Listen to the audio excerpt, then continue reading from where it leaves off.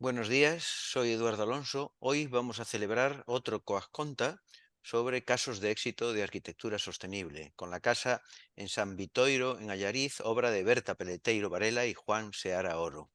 Como ya sabéis, en estas obras los arquitectos, además de proyectar arquitectura de calidad, han obtenido buenos resultados en la mejora de la eficiencia energética y otros aspectos de la sostenibilidad, como su integración ambiental, el uso de materiales naturales o reciclados, como en este caso vamos a ver un maravilloso uso de la madera, las energías renovables, la iluminación natural, la calidad del aire o el empleo de soluciones pasivas. Si tenéis alguna duda o un interés especial por algún asunto en concreto, por favor, nos lo hacéis llegar a través del apartado de preguntas y respuestas. Sin más preámbulos, os dejo con Juan, que nos va a explicar esta más que interesante vivienda. Buenos días, Juan. Hola, buenos días, Eduardo. ¿Qué tal? ¿Cómo estás? Muy buenos días. Adelante, todo tuyo, por favor. Vale. Vou a facer a intervención en galego Perfecto. ou en castelán. Faltaría máis. Sí? Nada, está perfecto. Faltaría Perfecto, máis. vale. Pois arrancamos e logo. Vale, primeiro lugar, moitísimas grazas ao colexio, a ti especialmente por contar con nós, por considerar que esta obriña, unha obriña modesta, tiña cabida e podía entrar neste foro tan interesante como é o Coas Conta. Así que, moitísimas gracias e para nós un verdadeiro placer, vale? Semella que podes Eh, ampliar un pouco máis a pantalla incluso aí, na sí, inversión. perfecto, sí.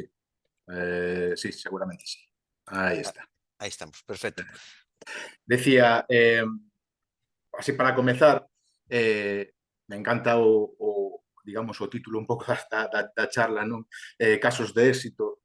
Esta semana tiven a oportunidade de revisar moitos dos coas conta de outros compañeiros e compañeiras, a verdade é que todos fantásticos, de verdade é unha plataforma moi interesante. Pero teño dúbidas sobre realmente o título da charla, porque está claro que é unha casa na que empregamos sustancialmente a madeira dentro do proxecto, se non se moveu ata a día de hoxe, segue estando en San Victoiro, pero que sexa un caso de éxito, eso casi vamos a deixar para que o valoren os demais. Non?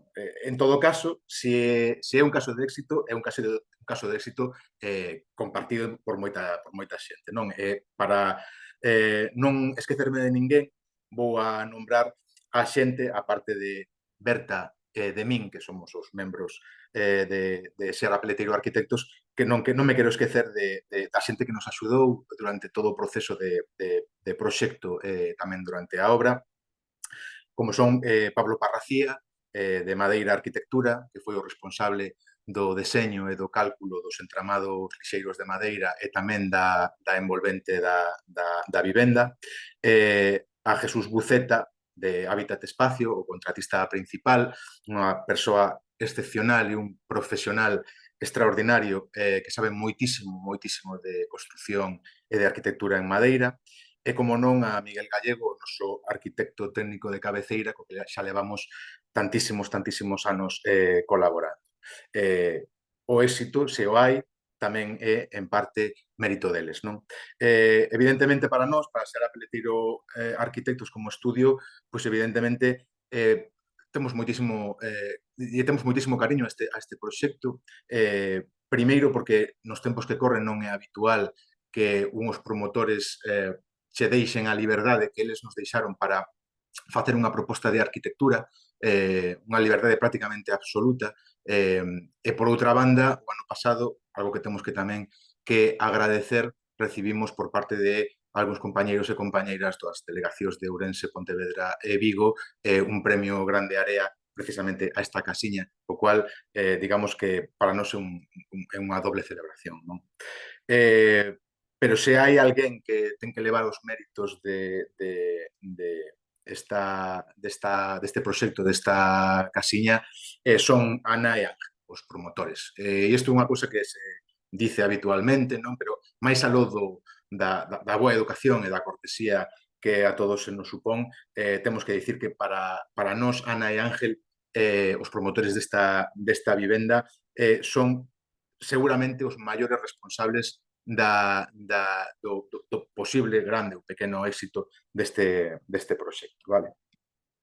Eh, bueno, teño que dicir que entendo, polo que falamos con eles, porque xa temos con eles, ademais de unha relación profesional, unha relación de amizade, xa nos transmitiron en numerosas ocasións que se viron cumpridas as súas expectativas con respecto ao que agardaban do noso traballo, pero sobre todo, e ademais non quero esquecerme de por esta imaxe, non me quixen resistir, rematamos a obra en lugar de a leches, como suele ser habitual, cunha maravillosa cea, convidados por eles, onde convidaron a non solamente toda a xente que participou e que estivo presente durante as fases de proxectación e obra, senón tamén a todos os veciños. Non? Entonces, esta imaxe eu creo que pode ser un sinónimo, un icono de un caso de éxito. Esta imaxe sí que o é, non?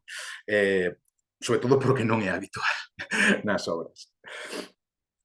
Ben, antes de meterme no tema, quería facer unhas pequenas reflexións sobre cuestións máis xerais que teñen que ver ca arquitectura doméstica, ca vivenda unifamiliar, que é o que nós nos adicamos principalmente, unilo tamén co discurso da arquitectura sostible, que é o, digamos, a razón de ser principal, desculpade, principal deste foro, non? Eh, o que decíamos que no seu momento para os promotores foi bueno, un momento de incerteza, esa vivimos todos, non? No período de pandemia, pospandemia, que ademais nos pillou precisamente na fase de desarrollo deste proxecto. Para Berta e para min, no persoal, este proxecto marca tamén un punto de inflexión a nivel profesional, non? A partir deste proxecto, insisto, porque coincidiu tamén con ese momento complicado de emerxencia sanitaria que todos vivimos e todos sufrimos, mudamos un pouquiño a nosa maneira de abordar os proxectos de arquitectura doméstica, de arquitectura residencial. Non? Titulábamos a memoria que presentamos adxunta ca documentación precisamente dos premios Grande Area, esta memoria titulábamola Casas novas para tempos novos. Non?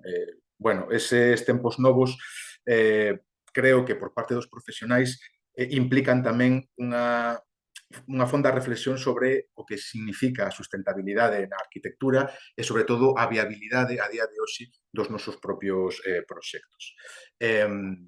Vos decía, o che comentaba antes, que esta charla non vai ser especificamente unha charla, un coloquio de carácter técnico, vale? Nós non somos especialistas en arquitectura sostible, bueno, traballamos sempre en colaboración con profesionais que nos aportan ese extra do que nos carecemos.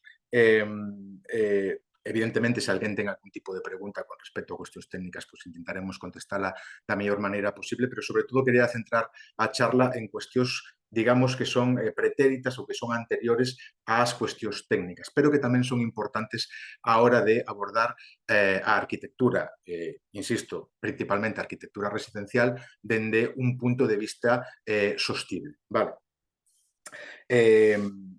Outro día, precisamente, que nos reunimos en Coruña con compañeiros que fai 25 anos que nos encontramos por primeira vez na Escola de Arquitectura, tiñamos unha conversa con dous destes compañeiros e falábamos un pouquiño da estrana época que nos tocou, na que nos tocou exercer a arquitectura, non? A nosa xeración.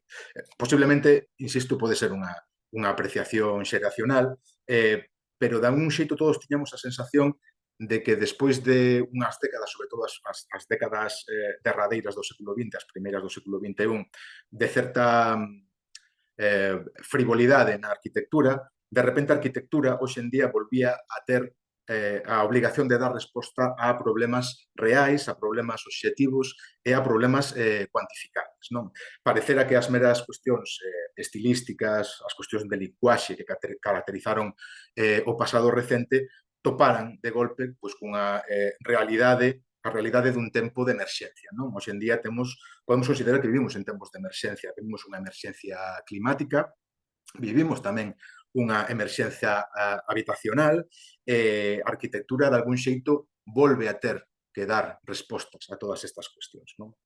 Así pois, se asumimos que hoxe en día nos toca traballar nun período de emerxencia, no que a arquitectura, ademais, deberá ser sostible, ou é sostible ou non será, vale? Creo que é obrigado para todos nós escarbar un pouquiño e afondar no propio concepto de sustentabilidade da arquitectura. A veces hai que dar un par de pasos hacia atrás, coller un pouquiño de perspectiva e, sobre todo, non deixarnos abraiar, non deixarnos deslumbrar por cuestións meramente materiais ou técnicas, que son cuestións, evidentemente, son condicións necesarias, pero non son suficientes para abordar unha verdadeira arquitectura sostible. Non? Vale. Como reflexión número 1, desculpade porque estou co primeiro catarro do outono. Como reflexión número 1, unha secuencia de maximalismos que algún día escoitei e non recordo exactamente a quen, ou quizás lin en algún sitio, a casa máis sostible é aquela que non se construe. Bueno, parece unha tontería, pero en realidade non o é. Se temos que construir, que sexa sobre estruturas existentes, é dicir, rehabilitemos, non? Se non se pode rehabilitar e toca facer obra nova, fagámola sobre tecidos urbanos consolidados, minimizando a ocupación do territorio e do entorno natural e productivo en forma de, a ser posible, vivenda colectiva, compacta e eficiente. E se non somos capaces de cumplir con ninguna destas tres cousas, é dicir, non podemos facer vivenda nin compacta nin colectiva, é dicir, vamos directamente o que todos coñecemos como unha vivenda unifamiliar illada, así queda reflexado en todos os nosos planeamentos, cando menos, que sexa eficiente, non? Empregando como mínimo as estrategias que nos restan, que non son todas, pero son bastantes, e asumindo que o punto de partida do que saímos non será o máis óptimo dende o punto de vista da estricta sustentabilidade. Vale. A reflexión número 2, e que vai en forma de pregunta, e aí a deixo, se despois alguén quere contestar cando abramos o chat, dice así: que é máis sostible? Unha casa de madeira ou unha casa de formigón? Vale? Evidentemente a pregunta ven con trampa, non? Se respostamos a esta pregunta dende un punto de vista cualitativo, bueno, pois a resposta parece evidente, non? Pero se respostamos dende un punto de vista cuantitativo, a nosa resposta como profesionais, a nosa resposta como técnicos, debería de ser sempre un gran depende, vale? Un gran depende. E vou a por un exemplo.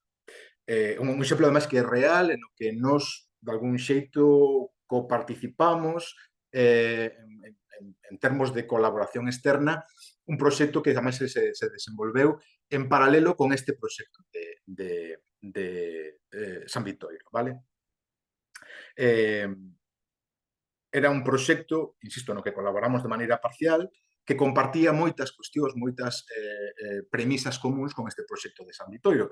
Era unha vivenda unifamiliar illada para 2 persoas, unha parella de mediana idade sen fillos, unha, por dicirlo de algún xeito, elevada conciencia medioambiental, unha querencia por unha vivenda executada integralmente en madeira, o emprego, a ser posible, de materiais ecolóxicos na medida en que o orzamento, o presuposto xeral o permitise, e ademais nos pediron unha cuestión moi específica, que era que querían minimizar o emprego de materiais ou de sistemas constructivos que tiveran unha gran pegada de carbono, traducindo todo isto, é dicir, evitar, na medida do posible, o formigón armado. Vale.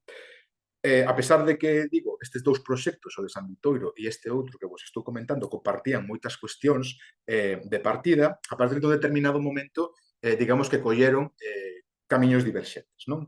E ese momento concreto foi ese momento crítico no que un se ten que sentar cun cliente a esbozar o que é un programa un programa funcional de mínimos, non? Non vou entrar en detalles sobre o programa funcional de mínimos deste outro proxecto, pero simplemente decirvos que cando rematamos de facer ese pequeno listado, ese pequeno esbozo, íbamos aproximadamente en torno aos 700 metros cuadrados construídos de vivenda para 2 persoas.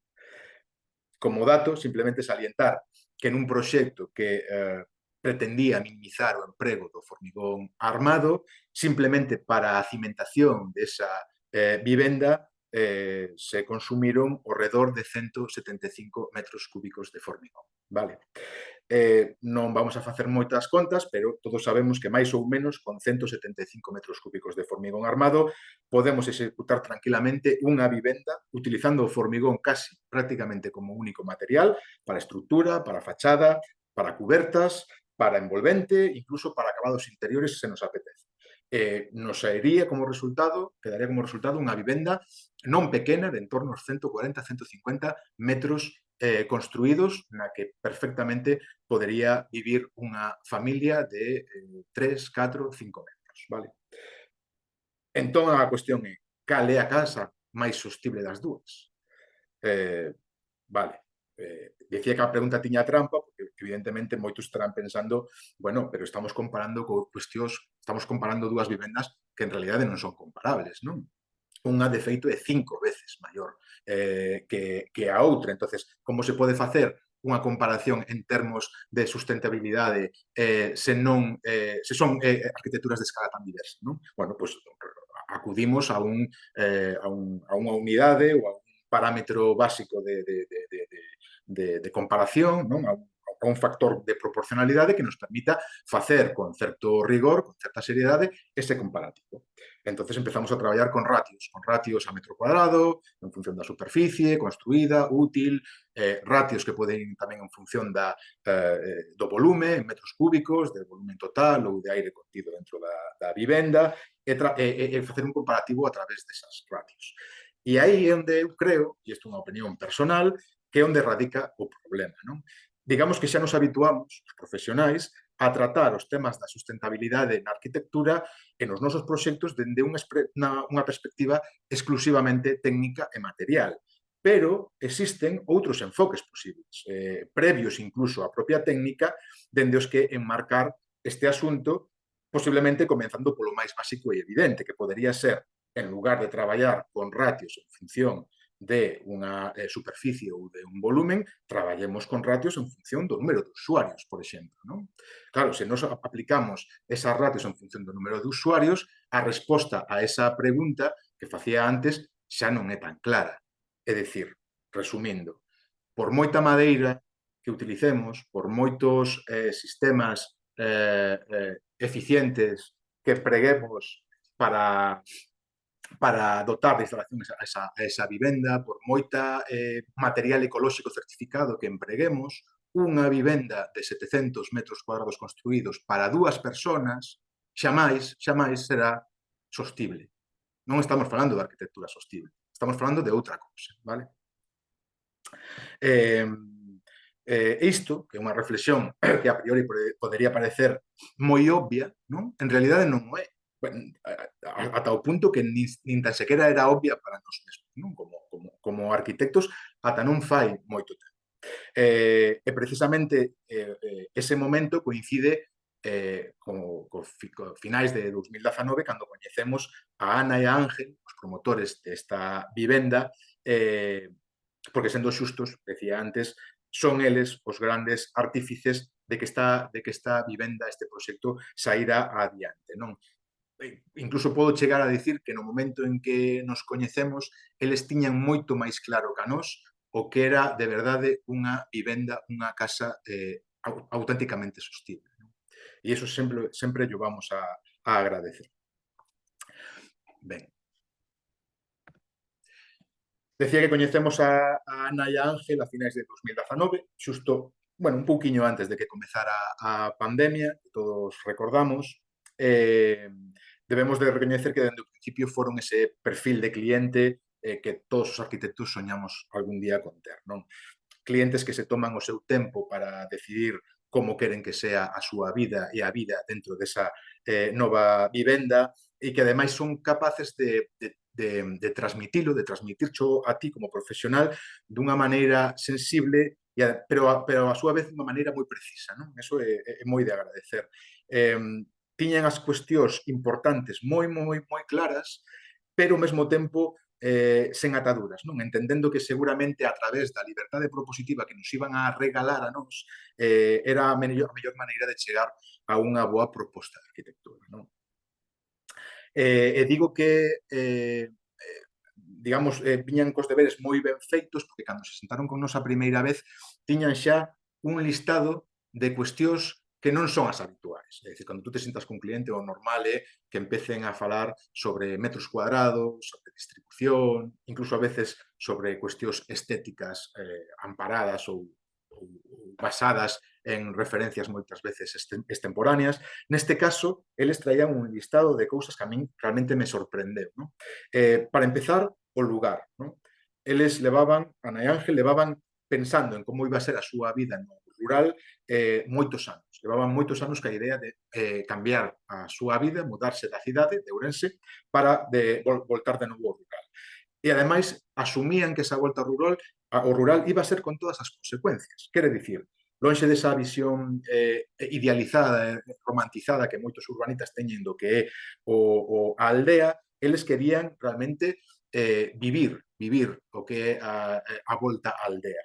Para o bo e para o malo, insisto. Eles non querían unha casa de campo, vale? Eles o que querían era unha casa de aldea, estar en contacto directo ca natureza, pero sobre todo querían estar en contacto ca veciñanza, non? Que eso moitas veces a moitos nos chama a atención. Non querían illarse do mundo, o que querían era compartir unha vida en colectivo.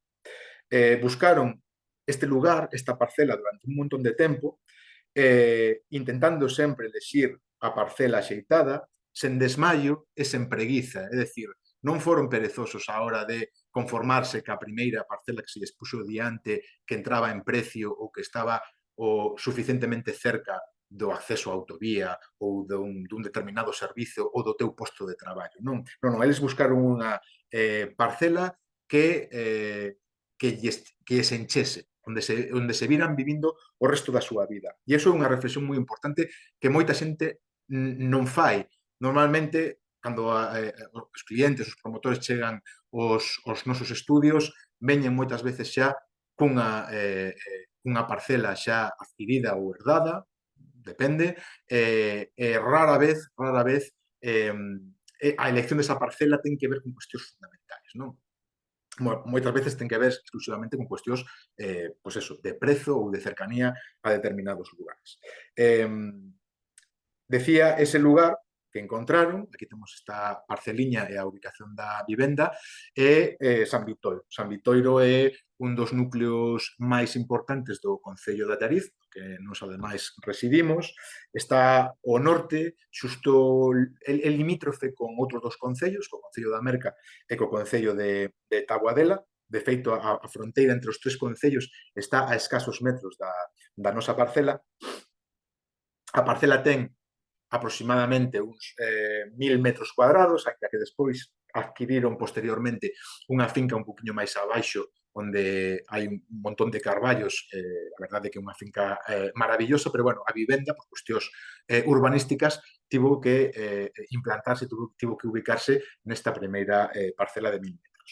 Entre a parte máis alta, que sería a zona da estrada, a sur, e a parte máis baixa, o linde co veciño a norte, hai aproximadamente un desnivel duns 8 metros netos, vale? Caendo nesa orientación, e nesa orientación, ademais, temos unhas fermosísimas vistas abertas, completamente abertas sobre o Val de Ourense, e, ademais, dentro do que é a propia finca, temos unha serie de árbores, de carballos, bueno, non vou decir centenarios, pero carballos dun certo porte, non? Un porte interesante. E, ademais, un porte, unha presencia que eles querían integrar de algún xeito na súa vida diaria en torno á súa vida. Non? O segundo punto que tiñan moi claro, máis aló do lugar, era a escala e o programa funcional. Bueno, unha escala comedida, eso xa non o transmitiron dende o primeiro momento, pero me sorprendeu gratamente a maneira de describir o seu programa funcional. Non? Era lóxico e era austero, sen espazos inútiles, sen os típicos por si acasos, non? Que normalmente fan que sobredimensionemos os nosos proxectos. Era un programa mínimo para 2 persoas, onde o que sí pedían era que predominaran os espazos exteriores cubertos sobre os espacios interiores. Básicamente, eles sempre nos transmitían que querían unha casa que lles permitise vivir fora da casa. Para eso un se vai á aldea, non? Para vivir de algún xeito tamén fora da casa. O seguinte punto que tiñan moi claro era o tema da accesibilidade. Bueno, isto é xa un lugar común hoxe en día, non? Pensando no futuro, a casa debía ser accesible na súa totalidade, cousa que evidentemente nos intentamos resolver, pero a priori non resultaba evidente tendo en conta os condicionantes topográficos da propia parcela e os accesos situados na cota superior dende a rúa. Seguinte punto que tiñan moi claro era a materialidade, vale? A casa que querían debía de ser en madeira, pero non polas cuestións non por cuestións meramente estéticas, eles a estética da madeira lles daba un pouquiño máis igual, eles estaban buscando un pouquiño a filosofía dunha vivenda executada integralmente en madeira. Debía de ser unha vivenda xa, unha vivenda compacta, unha vivenda luminosa e moi eficiente en termos de aproveitamento do espazo. E a ser posible, preferían non ter que recurrir a solucións técnicas complexas ou tecnolóxicas complexas para, digamos, facer unha casa o máis sustentable posible, decantándose, a ser posible, por estrategias máis tradicionais ou máis clásicas de arquitectura bioclimática. O último punto que tiñan moi claro e que é o que a min, en realidade, hoxe en día máis me chama a atención, era o criterio de viabilidade, vale? Ambos, tanto Ana como Ángel, eran plenamente conscientes de que o que estaban demandando, o que estaban pedindo, o tipo de casa que estaban pedíndonos, tería un custe elevado, vale? Un custe elevado para os metros cuadrados dos que estamos falando. E en lugar de facerse trampas o solitario, que é algo moi habitual, asumiron dende o primeiro instante que debían de centrarse no fundamental, sacrificando cuestións accesorias. E isto realmente é algo que case nunca sucede, vale? Sobre todas estas premisas, bueno, estamos vendo, vou pasando un poquinho a galería de fotografías, este é a parcela o primeiro día que fomos a visitar, unha parcela fantástica, ademais moi ben orientada, está no final, digamos, do núcleo de San Vitoiro, xa chegando a Celeirós, é unha zona moi tranquila, pero ao mesmo tempo, digamos que non estás completamente illado. Hai casas nas cercanías e a presencia dos veciños, da vida veciñal, que é o que eles estaban buscando, é permanente, non? Decía que sobre esas premisas nos empezamos a traballar e, sendo xustos, viñan cos deberes tan ben feitos xa que realmente en moi poucas semanas, foi un proxecto destos que se sacou adiante moi rápido, en poucas semanas xa tiñamos un anteproxecto consensuado e unha proposta que os satisfacía plenamente, non? Bueno, simplemente en estes esquemas o que estábamos comentando un pouquiño antes sobre cuestións obvias, non? É dicir, o proxecto, bueno, sí, perdón, anticipeime unha diapo, desculpade, sí. Decía que do mesmo xeito que eles viñeron cos deberes moi ben feitos, a partir de que nós tomamos, digamos, un poquinho o control do proxecto, aportamos, digamos, a nosa visión, a nosa lectura, a nosa traducción das súas necesidades a un proxecto a un proxecto arquitectónico, non? Insisto, foi moi rápido e ese proxecto, esa proposta, baseábase tamén en 4 ou 5 liñas de actuación moi claras. A primeira era elevar a vivenda nunha especie de estrutura palafítica, garantizando a accesibilidade da planta principal, a planta noble da vivenda, e a que a súa vez nos permitía abrirnos sobre as vistas lonxanas deica hacia o val de Ourense, pero tamén nas outras direccións, vale? Este xesto de elevar a vivenda nos permitía, de algún xeito, liberar un espazo, un gran espazo exterior cuberto debaixo da propia vivenda, entendido, ademais, como un espacio multifuncional que ás veces, cando eles queiran, pode facer a función de garaxe. E deste xeito nos aforramos unha edificación auxiliar que de outro xeito teríamos que executar, buscarlle ubicación e, por suposto, pagar, non? Do mesmo xeito, o elevarnos sobre a pendente natural, sobre a xente natural da parcela, evitábamos, ademais, calquera tipo de problema relacionado co contacto contacto directo co chan, como pode ser problemas de humidade ou problemas derivados da presenza suelo granítico do gas radón, non? Minimizar, por outro lado, a pegada no territorio, é dicir, queríamos unha vivenda que tuvera un impacto mínimo sobre a propia parcela. É dicir, intentar minimizar o movimento de terras, intentar minimizar as excavacións, intentar ser o menos agresivo posible para co chan da propia parcela, procurando facer unha cimentación mínima. Estamos falando de vivendas que pola súa propia configuración material teñen un peso máis reducido que outro tipo de arquitecturas, e ademais podíamos aprovechar que o chan é un chan rocoso prácticamente con rocha a flor, prácticamente a 40 centímetros de profundidade, e tiñamos xa unha cota máis que aceptable para poder cimentar, e decía aproveitar tamén as potencialidades que precisamente esta rasante inclinada da parcela nos permitía, non?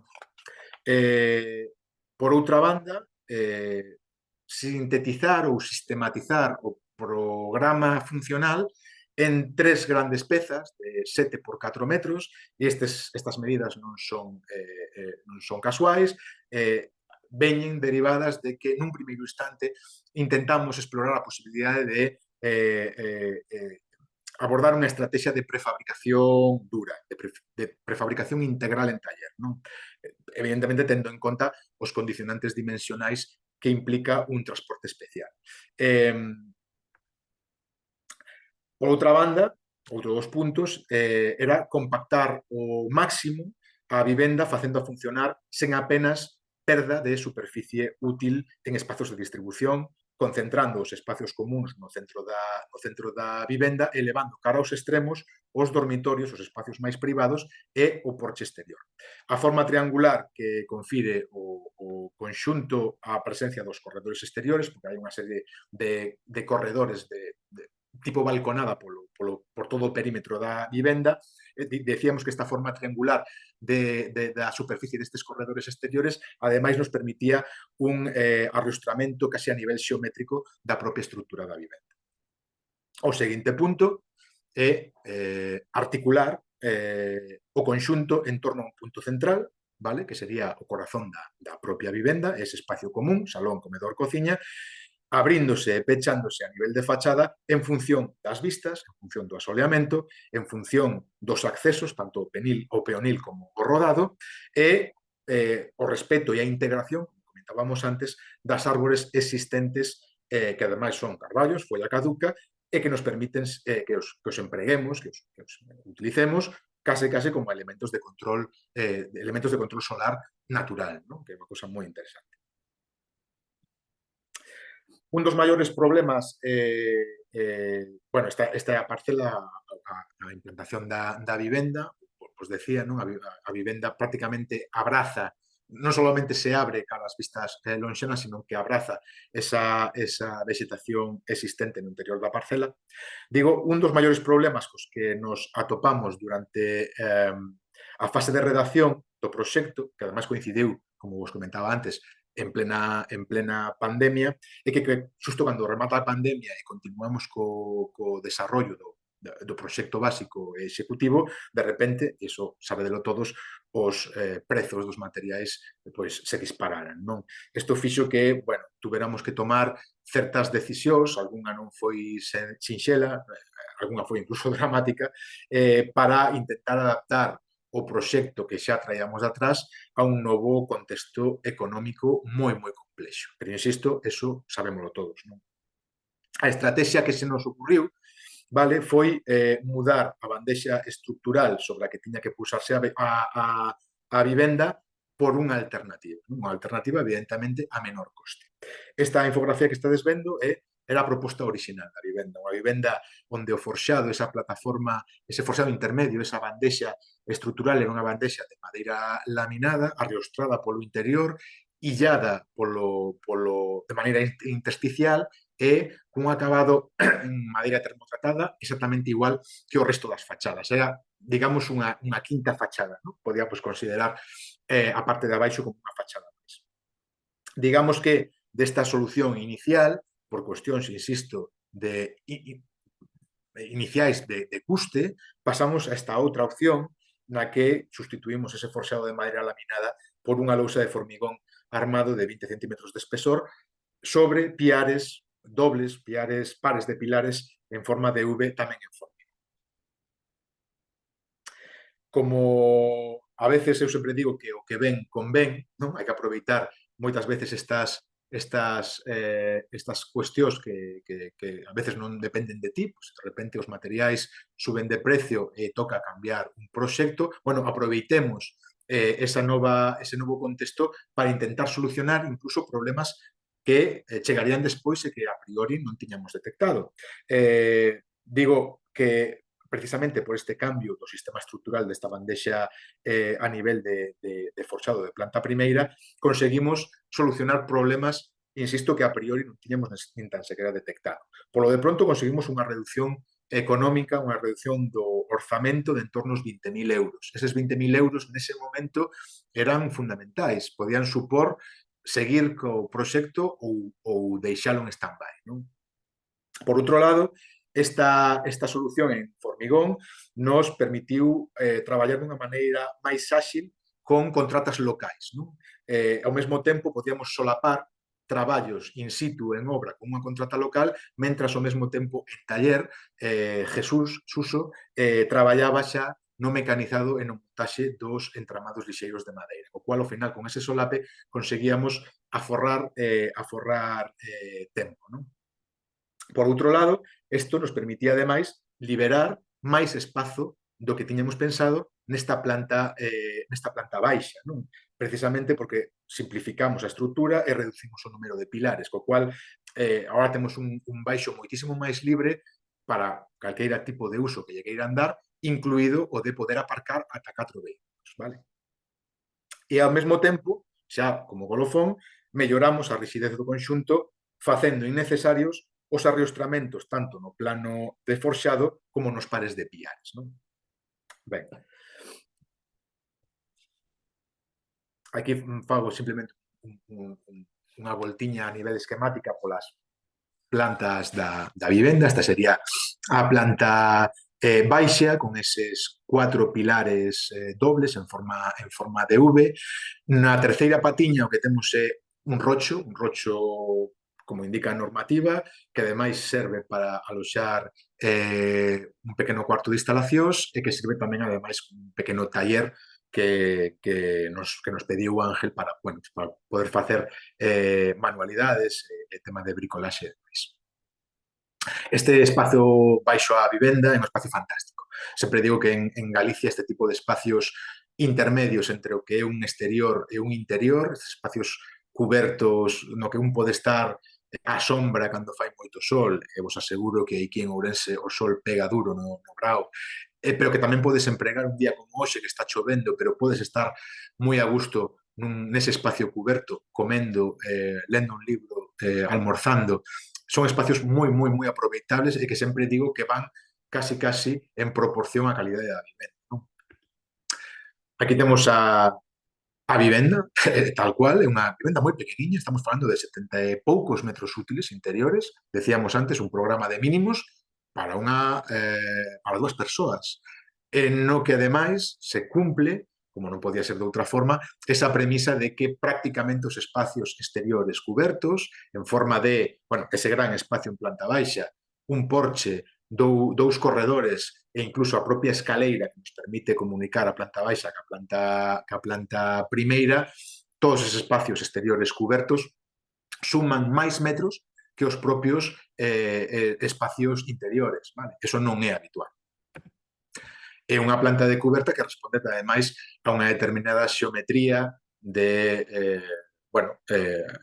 unha triple simetría, ademais con ese triángulo que vai arrostrando e unindo os vértices alternos que configuran unha cuberta realmente interesante. Unha cuberta, por suposto, con as inclinacións moi pequenas, con as pendentes moi pequenas e que está feita en zinc.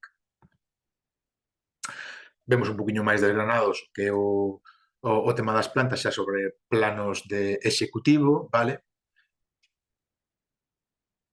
Se vos dades de conta, no que a planta noble, o programa é moi sinxelo, accedemos por aquí, un pequeno espacio de recibidor, enfrente xusto o lavadoiro normativo, un cuarto, un dormitorio secundario para visitas, amigos, familiares e demais, a Y central, que chamábamos nós, esta especie de tríada funcional na que temos a cociña, o salón e o comedor e unha estufa no medio, no centro xeométrico da vivenda, un baño común para toda a vivenda, o baño de 5 metros cuadrados, e o dormitorio principal con vistas e ademais ca posibilidade de acceder de maneira privativa a un desas balconadas, a un deses corredores. Non? Dende o salón, ao mesmo tempo, e dende a cociña, tamén podemos salir a un espacio exterior cuberto en forma de terraza ou porche, de poder comer, e outro corredor, digamos, dando hacia o lado da rúa, non? Hacia o lado da estrada. Os decía cubertas en torno ao 14%, vale? Cubertas moi planiñas, o cual evidentemente nos obligou a optar polo zinc, pero, bueno, digamos que era unha elección que xa tiñamos tomada tamén por cuestións non só de peso, estamos falando dunha casa moi lixeira que non tería moito sentido cargar de excesivo peso morto encima, senón tamén por cuestións de posta en obra e de detalle de rematería que nos permitiu ademais facer todos os canalos ocultos. Non?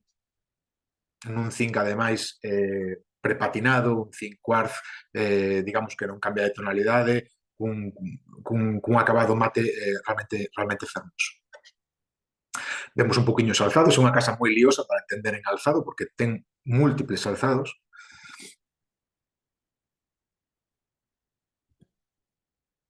E simplemente, vou pasar un poquinho por encima, o curioso, non? Cando un se plantea como facer un plano tan sinxelo a priori como un plano de replanteo, cando un traballa con xeometrías tan trabadas como estas, non? A veces salen planos incluso de replanteo estéticamente moi vistosos.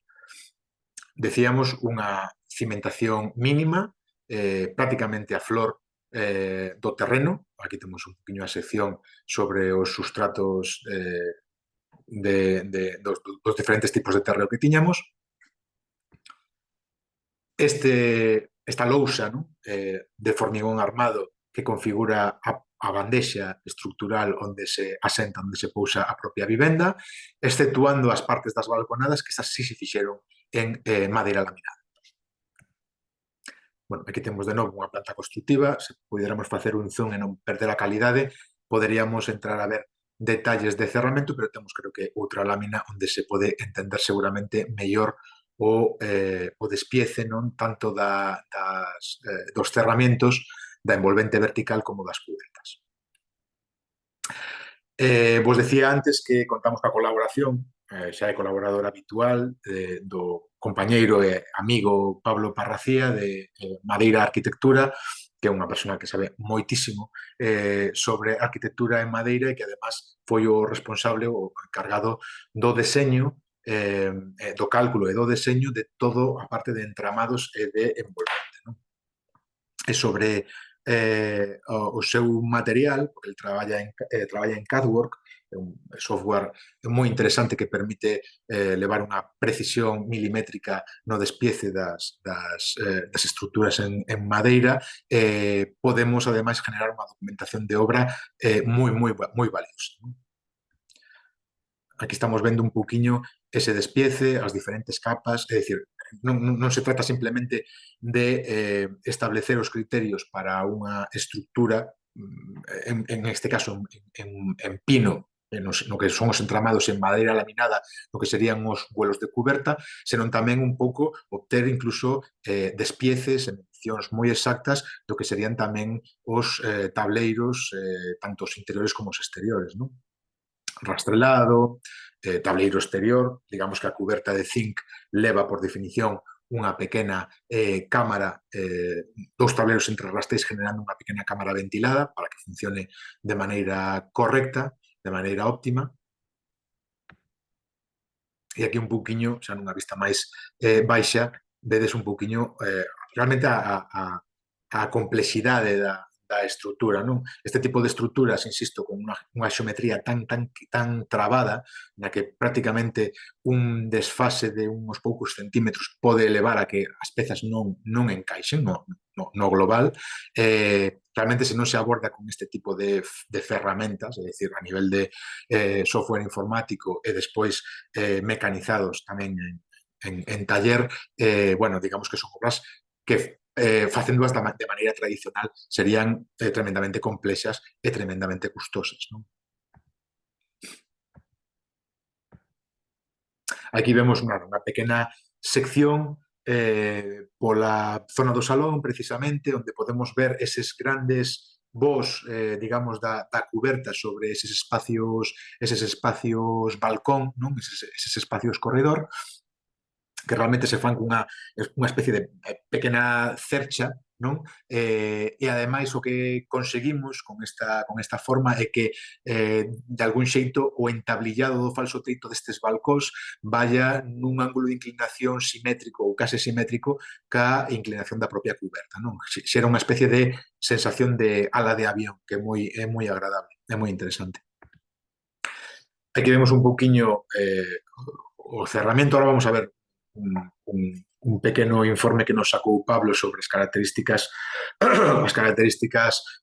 tanto do cerramento de fachada como das cubertas a nivel térmico, vale? Pero aquí vemos un pouquiño o resumo do que sería a envolvente. Unha envolvente continua que vos desgloso rapidamente. De dentro hacia fora temos un trasdosado interior de cartón yeso, a placa de 15 milímetros e pintura a cal. Temos digamos, o entramado, o caixón estrutural que chamamos, un entramado de pino de 14 centímetros, vale? Completamente recheo de aislamento de fibra de madeira, vale? Un Steicoflex, completamente recheo. Temos dous tableiros de 20 milímetros por ambos lados. En principio estaba previsto que fora un tableiro OSB, pero, insisto, por cuestións orzamentarias derivadas precisamente desa época de pospandemia que a todos nos pillou un pouco a contrapé, se cambiou a un superpan de finxa que ten unhas características, ademais, estruturais formidables, non?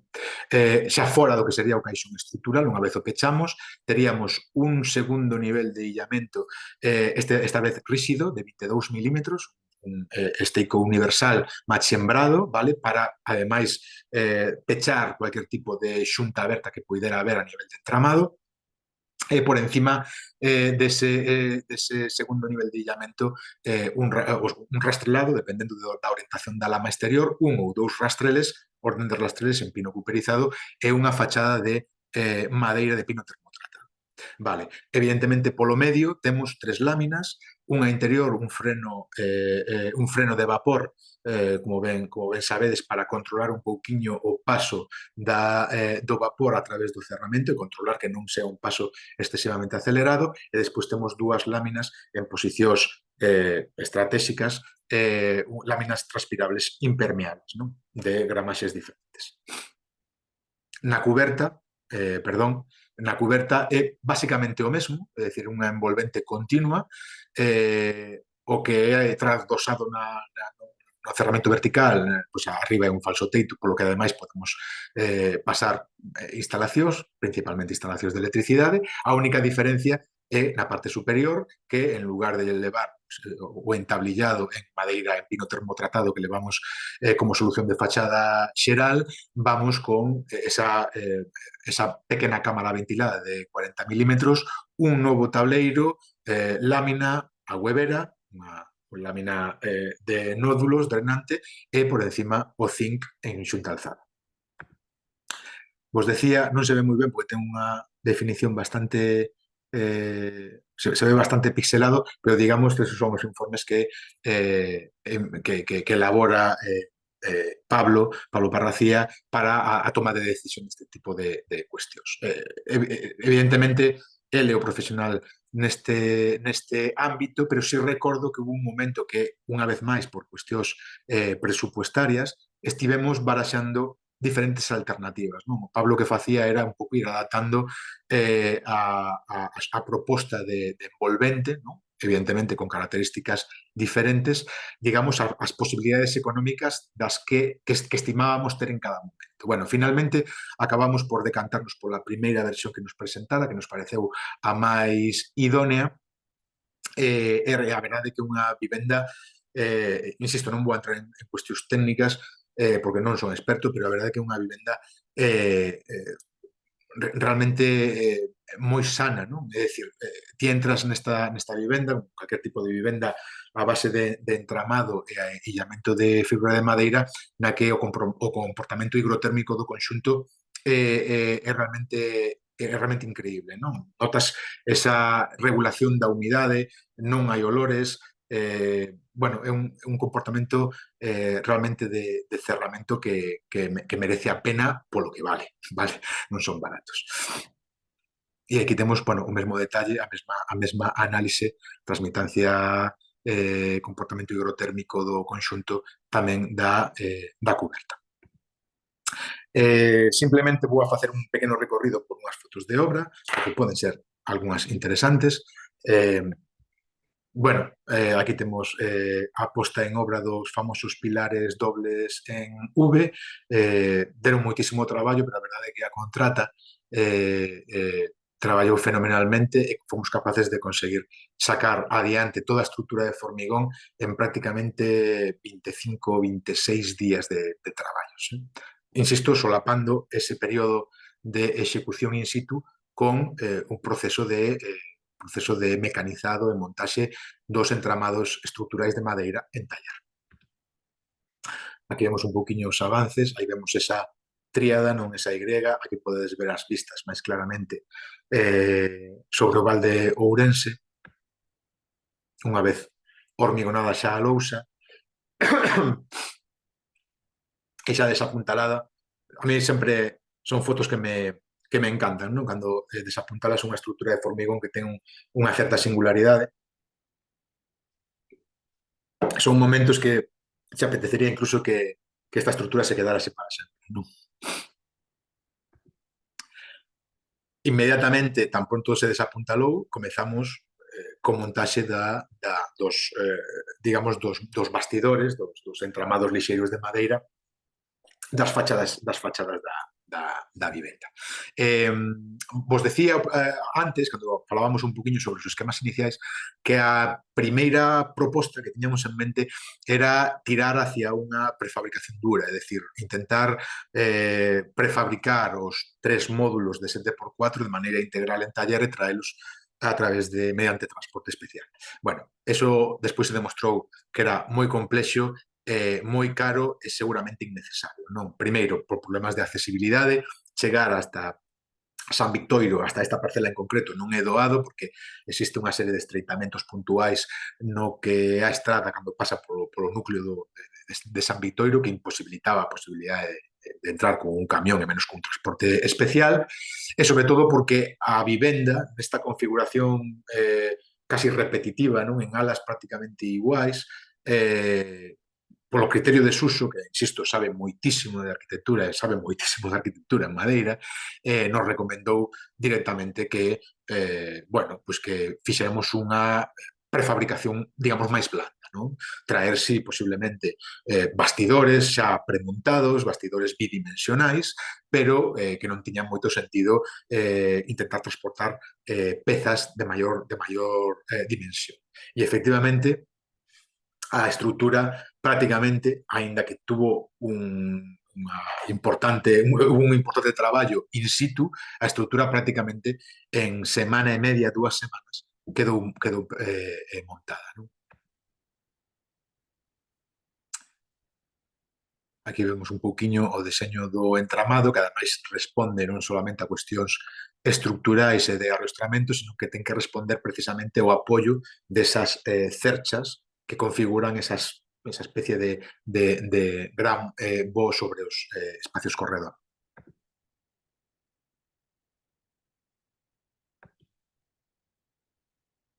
Aquí vemos como se empezaban tamén a montar a estrutura en madeira laminada precisamente desas balconadas. Bueno, unha foto co atardecer fermosísimo que teñen nesta casa, que xa o quixera para min. Se empezaba a colocar o tableiro de Superpan, tanto polo interior como polo exterior, e aquí xa podemos ver as pezas, non? Todas diferentes en tamaño descendente, que configuraban esta especie de ala de avión, esta triple ala de avión que configura, digamos, os vós sobre os espacios exteriores cubertos, non? Aquí temos un poquinho máis esas pezas en detalle. Un interior, tamén enmarcando unha determinada paisaxe. A verdade é que mires para onde mires, a casa ten unhas vistas espectaculares. Montaxe do zinc, inmediatamente, tan pronto se acabou o aislamento da cuberta, tuvemos a sorte de que cuadraron ben as fechas e os do zinc puideron aterrizar rápido. Bueno, e avances do que sería os traballos, non?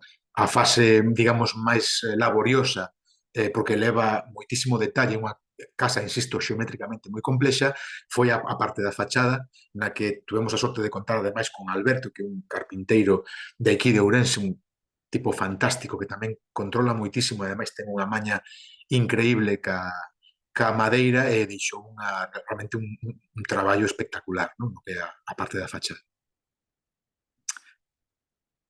Decíamos pino termotratado, vale? Aquí tiña un color moi bonito, evidentemente sabedes que isto vai cambiando co tempo, neste momento está prácticamente gris, a propiedade pediu expresamente que non se tratara a fachada, vamos con pino termotratado sin ningún tipo de tratamento nin de lasurado, vale? E aquí no momento en que xa se empezan a desmontar os andamios e se empeza a ver un pouquiño a volumetría da vivenda.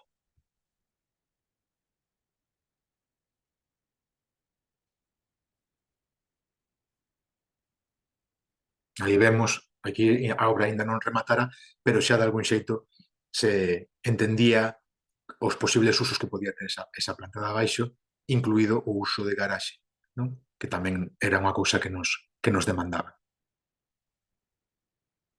Intentamos que sea unha casa, na medida do posible, dentro da singularidade, unha casa moi discreta, casi invisible dende a rúa, está a un nivel lixeiramente inferior do que sería a estrada que pasa por diante, hacia diante non hai absolutamente nada, e o que temos é un montón de masa arbórea nas fincas do redor. E aquí xa un pouquiño fotos do estado rematado. Dende a rúa, vos decía, unha casa moi discreta, e ademais as árbores axudan un pouquiño a que se mimetice co entorno, vale? E se queredes facemos rapidamente un pequeno percorrido polas diferentes zonas da casa.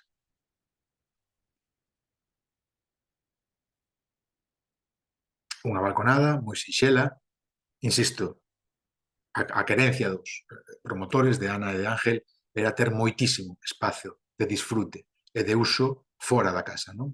Fora cuberto, non? Aquí temos como vemos por debaixo esa panza, non? Da vivenda, ese mix entre lousa de formigón e as balconadas en madeira laminada. O que vos decía antes, non? A solución estrutural posibilitou que de repente todo este espazo pois quede moitísimo máis aberto, moitísimo máis holgado e menos condicionado á hora de darlle usos alternativos, incluído o de meter ata potencialmente 4 vehículos, non?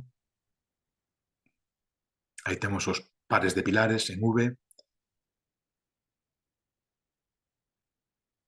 é como unha especie de bosque tamén, non? De pilares.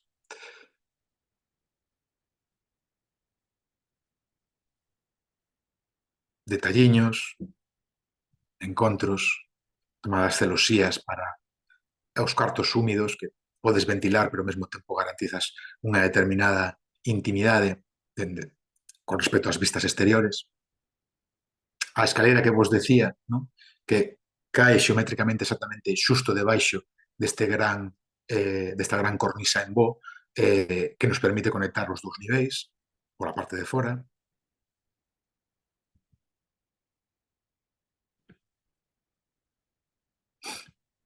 E xa un esbozo, unhas cantas fotografías máis cantas imaxes do que serían os interiores, non? O que decíamos e o que eles realmente buscaban, unha casa compacta, unha casa moi luminosa, unha casa moi confortable, con vistas prácticamente a todas as orientacións. Aí temos este espacio central, non? Este espacio común, salón, comedor, cociña, con esa estufa exactamente no centro xeométrico da vivenda, non?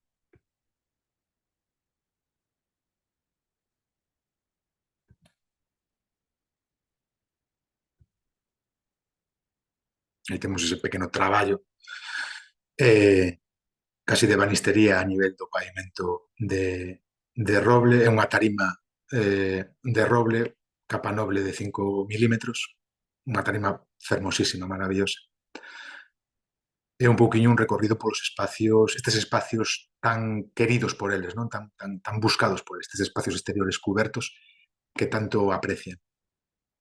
A balconada que dá sobre a rúa, podes ter un certo control visual de quen entra e quen sai da vivenda, da parcela. O porche con esta ventana, non, con contras que podes abrir e pechar para ter un contacto máis directo ou menos ca paisaxe. As vistas son espectaculares. E, digamos, o corredor, a balconada do outro lado, non? O que pertence ao dormitorio principal.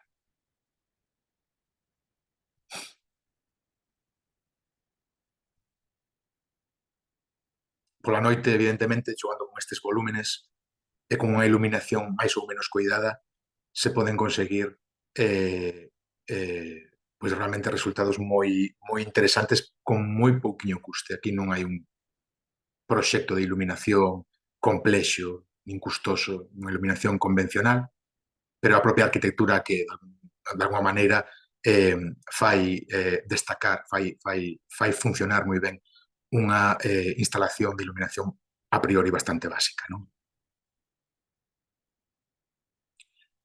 É curioso porque na cena esa, na famosa cena con pulpo que vos puña na segunda foto, un veciño ademais moi querido por todos, porque estuvo a pé de obra durante ano e medio, nos decía, coño, a casa parece un platillo volante, parece que vai despegar e non vai volver nunca máis, non?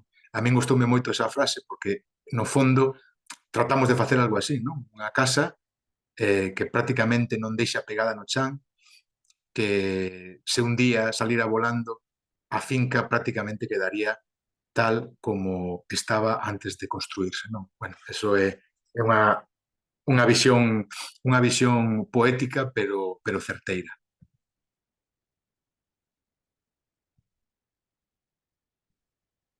E, xa por último, a última vista xa dende a rúa, o que vos decía, unha casa moi tranquila, moi prácticamente invisible, que era basicamente o que les pretendían, non? Vivir tranquilamente nunha aldea, cos seus veciños, nunha casa feita para eles, feita en parte por eles, porque, insisto, que as premisas de partida que traían foron a base fundamental para a elaboración deste proxecto. É unha casa na que agardo que sexan moi felices durante moitos anos, porque, insisto, xa non son só clientes, son, ademais, veciños e amigos. E nada máis, eu, en principio, rematamos aquí. Moitísimas gracias, non sei se me alonguei un pouquiño de máis, 5 minutiños. Se tedes algún tipo de pregunta a través do chat, pois entendo que Eduardo ma transmitirá e intentaremos, na medida do posible, respostala o mellor que poidamos, vale?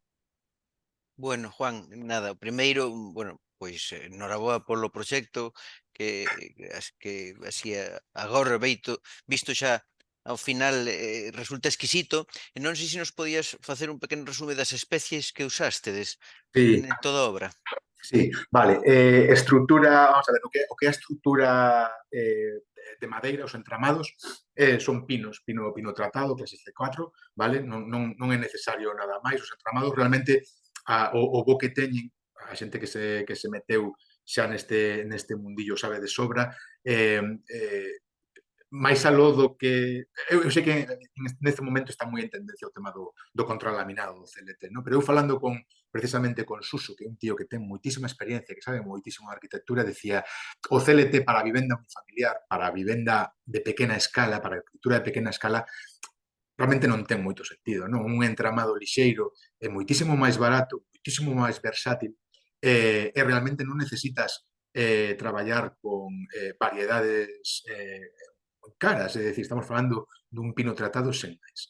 Aqueles elementos xa que tuveron que ser mecanizados en taller, por certo, non me quero esquecer, mecanizados por a xente de Madeira Rubén, tamén coñecidos e tamén amigos nosos, todos eses elementos foron un abeto un GL24, abeto laminado, vale? En principio estivemos estudiando a posibilidade de meter pino de Galicia, pino certificado, por cuestións que ten que ver ca axuda do Xera, que, por certo, olvideime de comentar, esta casa se lle otorgou as dúas axudas do Xera, na primeira, creo que era a primeira convocatoria da axuda do Xera, levou dúas das axudas, a que ten que ver ca parte dos honorarios do proxecto e a que ten que ver tamén con parte da madeira da construcción. Non foi unha cantidade pequena, ademais, pero insisto, intentamos facer esa pequena variación para poder entrar a través do pino de Galicia nese digamos, extra dentro do que é a axuda do Xera, pero ao final, bueno, non daban as cifras, non? Entonces temos basicamente pino clase C4 para os entramados lixeiros, temos abeto laminado G24 para todos os elementos que foron mecanizados por control numérico, Madeira Rubén, e despois temos, bueno, evidentemente rastrelados tamén clases de C4 cumperizados convencionais, e a fachada, sí que é unha fachada de pino termotratado, neste caso creo recordar que era de Lunabuz, vale? Da marca Lunabuz, en tablas simples, bueno, digamos co mecanizado máis simple, non é unha fachada, non é un entablillado machembrado, nin que teña un perfil específico, non, é unha tabla das máis sencillas que hai, por querencia, por preferencia de Jesús, de Suso, do constructor, e basicamente a nivel de madeira, bueno, me quedaría así, evidentemente a carpintería xeral da vivenda tamén é en madeira, é un iroco laminado, lasurado en blanco por dentro e en un color gris, non recordo exactamente o RAL ahora por fora, e nada, que nos queda, pues, basicamente o que vos comentaba desa tarima interior, que é unha tarima flotante, por certo, de fabricación, iba a decir nacional, non, de fabricación local, porque a fabrican en Xinzo de Limia, é unha tarima maravillosa, de capa noble de carballo de 5 milímetros, quero recordar, ademais con unha textura moi agradable. Así a priori creo que non me esquezo de ningún elemento en madeira. Creo que non. Pregúntanos, Carlos, cal foi finalmente o custo de execución material da obra. Bueno, eso sí, eso quixera saber. Mira, o custe inicial, e que me perdonen os promotores, Ana e Ángel, se son indiscreto demais, inicialmente o que é a vivenda máis a urbanización, estouche falando do ano 2020, vale? Cando empezábamos co proxecto, tiñamos unha primeira valoración en torno aos 200, creo recordar en torno aos 220.000 euros, vale? Evidentemente, despois pasou o que pasou.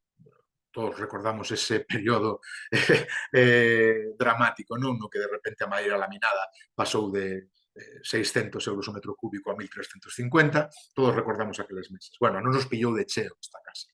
De feito, todas estas modificacións que fomos facendo un pouquiño sobre a marcha, incluída ese cambio sustancial na parte estructural desa bandexa, tiveron que ver basicamente con cuestións orzamentarias, vale?